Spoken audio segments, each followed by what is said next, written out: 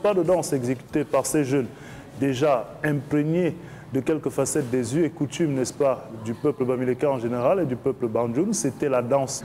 Pour nous introduire dans cette autre édition de ce programme spécial Autour du feu, en prélude au Simtojom 2017. En guise de rappel, ce sera du 11 au 18 novembre du côté de Bandjoun, ce grand rendez-vous culturel et traditionnel de ce peuple-là, sous la coordination générale, n'est-ce pas, de son roi, Sa Majesté Njomo Kamga.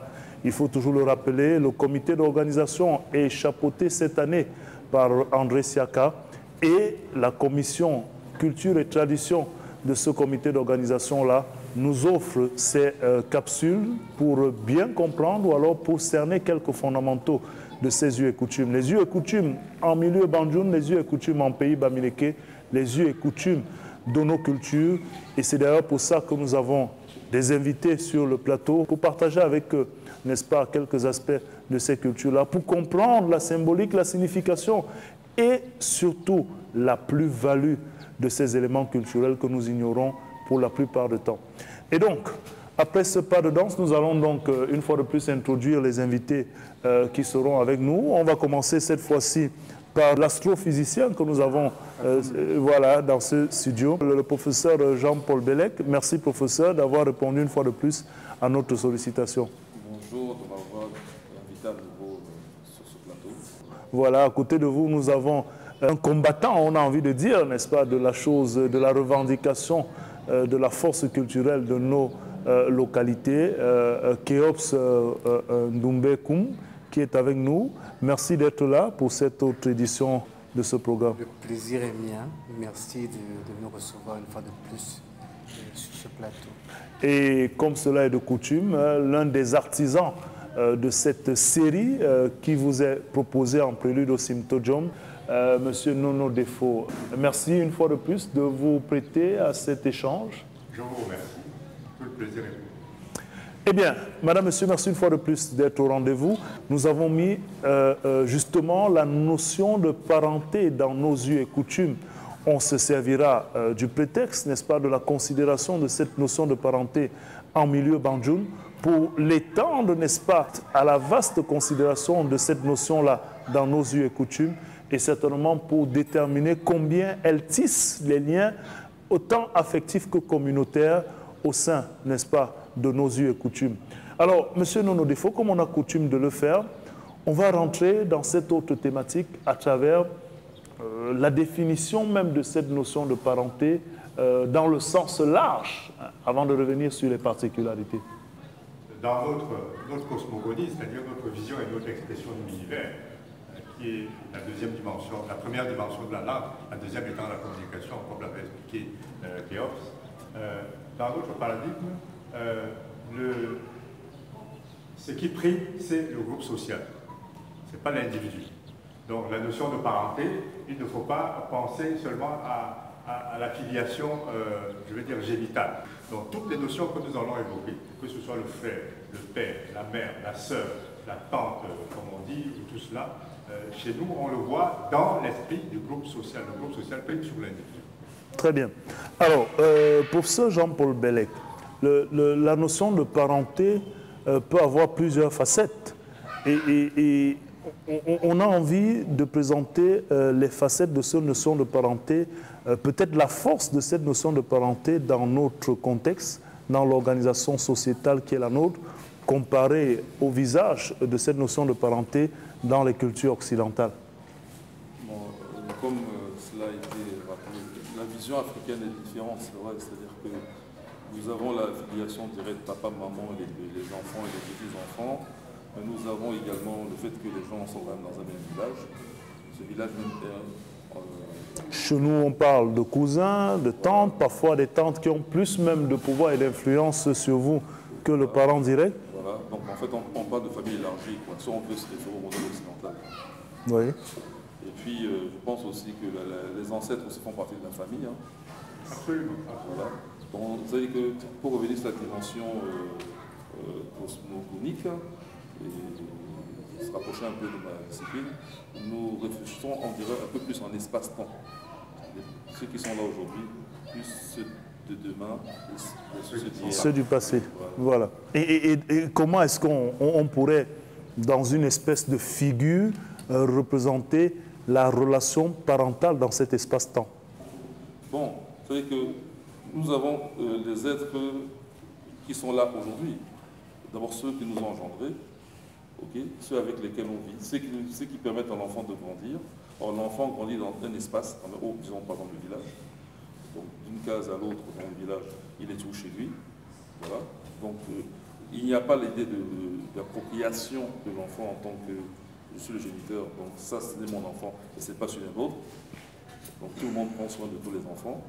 Il y a les obligations sociales. Hein. Lorsqu'il y a des décès, par exemple, c'est tout le village qui est impliqué. Et même ceux qui sont en ville, ils doivent rentrer au village pour accompagner le défunt. Donc, je pense que c'est une vision vraiment dans laquelle ceux qui sont sur la terre ne coupent jamais le cordon ombilical avec ceux qui sont sous terre, et également avec cette vision cosmogonique. Hein. C'est-à-dire que la parenté dans l'espace-temps, dans le relationnel. Voilà, le cosmos, comment il fonctionne, et nous essayons de répéter un peu la même chose sur Terre. Je pense que cette vision africaine est beaucoup plus liée à la cosmogonie. Voilà, une vision cosmogonique du monde. On la vit, c'est pas seulement on la raconte, on la vit. Alors, Kéos Doumbé-Koum, il y a dans ces premières interventions autour de la notion de parenté chez nous, la notion communautariste qui prend le dessus. Et très souvent, cela peut aussi être considéré comme étant un facteur qui ne facilite pas la tâche. Est-ce qu'au regard de ce qui se fait en Occident, cela n'est pas un handicap pour l'épanouissement individuel qui est quand même aussi autorisé? Je pense qu'on a assez pris l'Occident comme référence, on a assez pris l'Occident. C'est peut-être le lieu de voir... Oui, je pense qu'après 50 ans d'indépendance, entre guillemets, ce serait peut-être la bonne opportunité de revoir. Si ce n'est pas mieux de retourner, quand on dit retourner, certaines personnes sont un peu offusquées, est-ce que ce n'est pas mieux de refaire une introspection, de se remettre devant le miroir et de regarder quelle est son identité et de puiser dans cet héritage et voir qui est-ce qu'on est. Nous connaissons bien les sociétés occidentales telles qu'elles sont aujourd'hui, parce qu'encore une fois, je pense qu'il y a 30 ans, 40, 50 ans, même en Europe encore, il y avait des familles nombreuses de 5, 6, 10 enfants même, ça existait. Ce n'est plus le cas aujourd'hui. Mais pour revenir à nous, si on prend l'exemple des sociétés africaines à caractère clanique, on va voir que la question de parenté est très complexe. Vous avez la cellule familiale, hein, c'est-à-dire papa, maman et les enfants. Ensuite, vous avez un foyer, puisque les sociétés à caractère clanique, la plupart du temps, sont quelques polygamiques. Donc, vous avez donc, selon le nombre de femmes, un certain nombre de foyers. Alors, vous allez voir que les enfants qui ne sont peut-être pas de même mère, mais issus du même foyer, forment une autre cellule, un noyau familial, pour ainsi dire. Et vous allez voir que l'ensemble des foyers fait donc un clan. Et l'ensemble des différents clans fait un village. Et l'ensemble des différents villages fait une tribu. Vous voyez comment est-ce que c'est stratifié? Comment c'est stratifié? Et maintenant, au sein des différentes couches, des différentes strates, hein, pour reprendre cette illustration appropriée, on voit bien que chaque individu a ses droits selon son statut, et ainsi de suite, hein, selon son appartenance aux différents foyers, au clan, et ainsi de suite. Dans notre culture, l'individualité n'est pas en opposition, merci, avec la communauté. Les deux sont liés de manière très harmonieuse. L'individu se fait dans la communauté. L'individu se fait dans la communauté, l'individu fait partie de la communauté. Sans l'individu, il n'y a pas la communauté, mais en même temps, la communauté reconnaît l'individu, hein, tel qu'il est, selon sa particularité et selon les différentes circonstances qui caractérisent et qui conditionnent même son existence. Alors, on va prendre certainement une petite respiration avec l'exécution d'un chant par une jeune qui va certainement nous démontrer à quel niveau elle est imprégnée déjà de ses us et coutumes. Mais avec vous, Monsieur Nono, je voudrais que dans cette notion de parenté, on essaie de comprendre un peu les terminologies telles qu'elles sont, notamment dans la société bandjoun, telles qu'elles sont employées. Le sens qu'on donne de ce côté-là au mot frère ou, je ne sais pas moi, à sœur, à mère, n'est peut-être pas l'étymologie qui nous est très souvent comptée dans la culture et la compréhension occidentale. Oui, c'est-à-dire que dans les autres cultures, si vous prenez le dictionnaire anglais ou le dictionnaire français, ou le dictionnaire japonais, le fils de quelqu'un, c'est celui qui l'a engendré. C'est celui qui a engendré.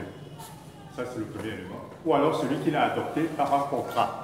C'est-à-dire qu'on a fait un acte civil pour dire que je reconnais cet enfant. Mais chez nous, ce n'est pas ça. Chez nous, un enfant qui a, je veux dire qu'un enfant que vous rencontrez même dans la rue, vous le voyez, quand vous allez dans une boulangerie, vous garez une voiture, vous entrez, vous voyez les enfants de la rue, d'abord ils ne sont pas très scolarisés, qui vous disent le père. Enfin, vous n'avez aucun rapport de filiation avec lui, mais il vous appelle plutôt le père. Et vous ne l'appelez pas monsieur, vous dites mon fils. Ce n'est pas votre fils, vous ne l'avez pas adopté. Parce qu'en réalité, vous êtes en train de parler le français, mais vous êtes en train de transposer votre langue en français. Et comment ça se dit en bandjoun, cette appellation-là, mon fils, mon père, pour qu'on y voit le sens large, n'est-ce pas, de la considération de la personne? Je veux dire que l'enfant va vous appeler Pia, si c'est quelqu'un qui n'est pas très âgé par rapport à lui. Si c'est un père, va vous appeler Ta, ou alors Ma, pour dire mère, etc. Hein? Et puis vous allez l'appeler moi. Comme vous, on dirait par exemple de vous, ta défaut.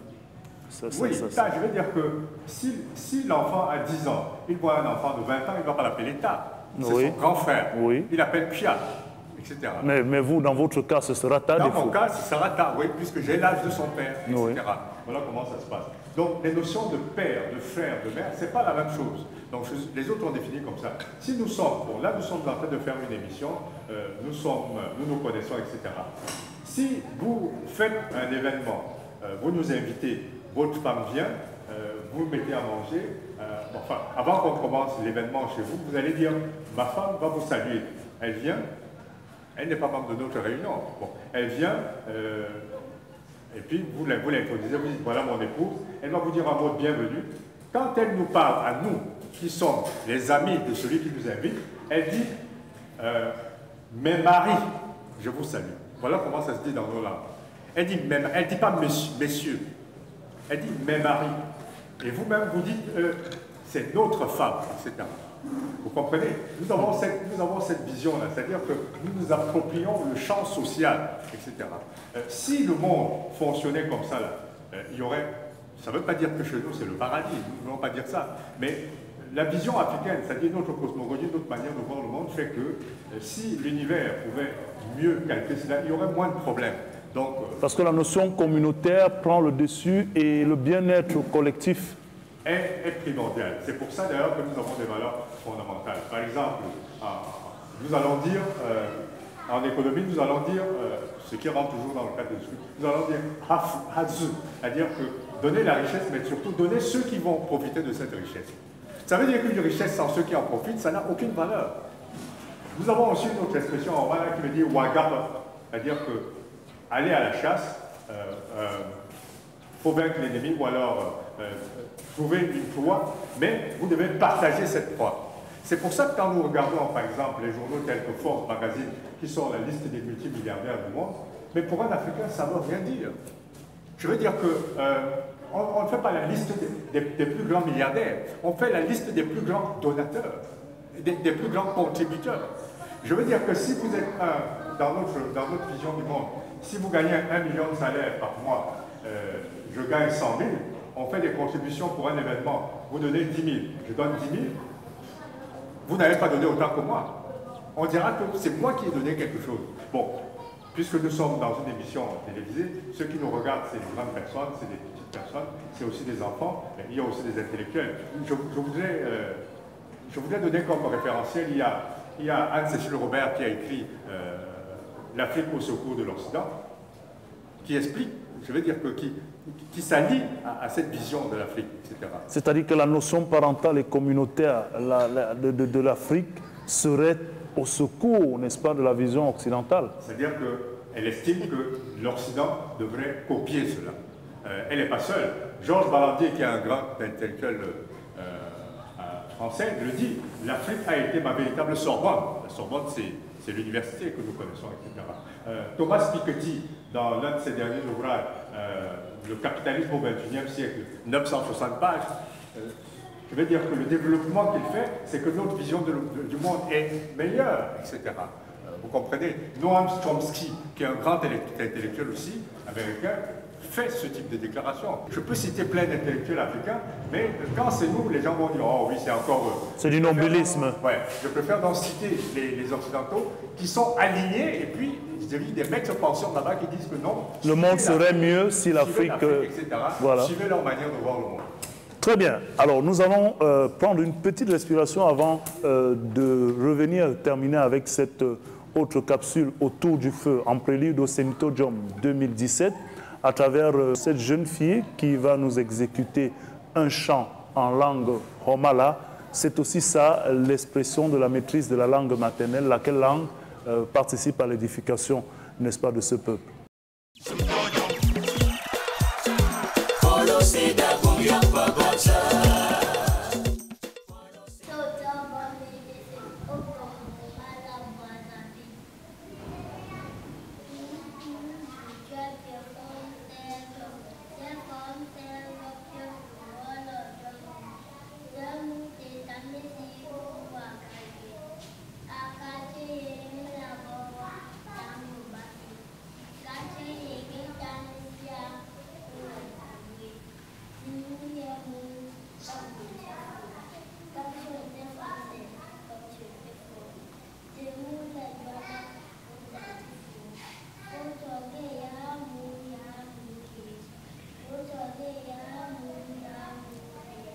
Très belle mélodie, très belle chanson exécutée par une jeune, n'est-ce pas, qui démontre à suffisance que tout espoir n'est pas perdu. La jeune garde peut encore relever le défi, il suffit simplement de lui transmettre avec beaucoup de passion, et peut-être pas seulement de la passion, mais beaucoup de conviction, n'est-ce pas, ces éléments de nos yeux et coutumes. Si vous nous rejoignez à l'instant, vous êtes bel et bien sur ce programme spécial en prélude au Symposium 2017, autour du feu, et sur ce plateau nous parlons de la parenté, la notion de parenté dans nos us et coutumes en général, et avec les particularités de ce concept-là en pays Bandung. Nous avons le professeur Jean-Paul Pellet, astrophysicien, féru de culture aussi, qui est avec nous. Nous avons Keops Numbekum qui est avec nous. Il travaille pour la Fondation Afrique Avenir. Il est d'ailleurs le communicateur de cette fondation, la fondation du professeur Kouman Doumbé-Toi, qui a comme cheval de bataille justement la revalorisation de cet héritage culturel, mais surtout la volonté de faire savoir la force derrière ces éléments culturels que nous ignorons. Et puis à côté, nous avons M. Médard Nono-Defo, qui est le président de la commission culture et tradition du Symposium 2017, lequel Symposium a à sa tête, n'est-ce pas, le président du comité d'organisation, M. André Siaka, et on ne le dira jamais assez pour ne pas faire un crime, ou alors un crime de lèse-majesté, tout cela avec la bénédiction de Sa Majesté Jomo Kambra, le roi du peuple bandung. Alors, on va faire le tour de table pour sortir de cette autre capsule, en revenant sur cet exemple que quelques leaders de la culture occidentale voudraient bien voir à travers les mentalités, les us et coutumes, peut-être même cet esprit communautaire qui règne dans nos cultures africaines. Avec vous, professeur Jean-Paul Pellet, l'Afrique serait-elle, en fin de compte, le modèle à mettre en exergue pour une vie un peu plus paisible dans notre monde? Disons que les sociétés africaines traditionnelles ont une force. Elle vient d'où? Elle vient du fait que l'organisation sociale, l'organisation tout court des sociétés traditionnelles africaines, s'inspire de l'organisation du cosmos. Donc c'est un regard extérieur qui nous permet de mieux nous observer. Or, ce regard est juste, exact, équilibré, harmonieux dès le départ. Donc, les autres sociétés ont tendance à faire comme si elles créaient le monde en soi. Donc c'est une introspection. Si quelque chose ne va pas, ils auront du mal à corriger le tir. Les sociétés africaines s'étant inspirées dès le départ dans cette cosmos qui est déjà bien équilibré, bien établi, suivent ce chemin et d'aventure, s'il y avait à corriger, il suffit à nouveau réinterroger, réexaminer le cosmos. Prenons l'essentiel. En quoi, vous avez posé la question tout à l'heure, en quoi le fait que l'individu s'attache à ces codes sociaux ne perd pas pour autant sa liberté? Comment il peut s'épanouir? Devant un corps vivant, le plus important quand même c'est le corps vivant. Qui est une petite blessure, on la soigne, tout ce qui compte c'est que l'ensemble du corps soit vivant. Mais ce n'est pas les petites molécules perdues lors de la blessure, d'ailleurs qui sera soigné, c'est le corps qui doit rester vivant. Nous sommes là au niveau de la société. Mais vous savez très bien qu'un corps vivant est fait de molécules. Le comportement de molécules existe, elles sont libres de se comporter comme elles veulent, mais l'ensemble des coordonnées vont finir par faire, c'est le mystère du vivant, le corps vivant. Et vous savez que la molécule est même faite d'atomes. Les atomes dans une molécule aussi circulent comme ils veulent, n'empêche que l'ensemble de ces atomes va finir par donner cette structure qu'on appelle la molécule. Et l'atome même est fait de noyaux d'électrons qui circulent comme ils veulent, mais l'ensemble forme une structure bien fondée qui est l'atome. Et aujourd'hui, au niveau scientifique, nous parlons d'émergence. Il y en a même qui vont se dire que peut-être que même la force de gravité est une force émergente. L'émergence, c'est-à-dire que bien qu'un système soit fait de sous-systèmes, les propriétés du système, il y a un élément de plus que les sous-systèmes n'ont pas. Mais c'est l'ensemble de ces sous-systèmes qui crée cette émergence qui est issue du système. Donc voilà en quoi le corps le plus important, c'est l'ensemble, mais ça laisse la liberté aux éléments et par la magie du cosmos donne cette harmonie qui est le corps vivant. Donc l'un ne contredit pas l'autre.